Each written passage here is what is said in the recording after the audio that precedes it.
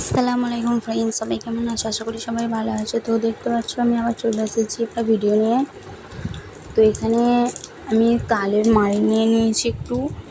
আজকে আমি তাল দিয়ে তালের পরোটা বানাবো, তালের মাড়ি দিয়ে। তো তালের মাড়ির মধ্যে একটু নুন দিয়ে দিলাম। তো এটা আমার শ্বশুরের জন্য করবো, এটা চিনি ছাড়া করবো। তো তালের মাড়ির মধ্যে চিনি দেওয়ার পর আটাটা দিয়ে দিলাম। তো এরপর আমি ভালোভাবে আটাটাকে তালের মাড়িটাকে মেখে নেবো হাতে করে। ওইটাকে ভালোভাবে মাখা হয়ে গেছে, দেখে নাও মাখা হয়ে গেছে আমার।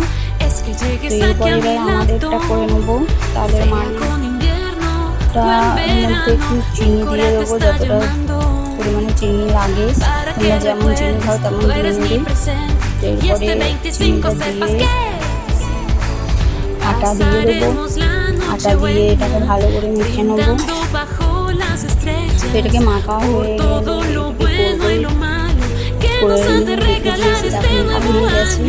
তো এখানে দেখতেই পাচ্ছ পানি পড়ছে, ঠান্ডা ওয়েদারে ভালোই লাগে এসব জিনিস। ঝমঝম করে পানি চলে এসেছে, আমার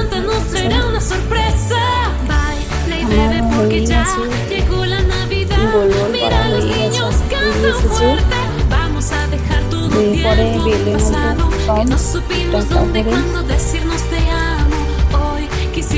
বেলা হয়ে গেলে ভালো করে সেঁকে নেবো।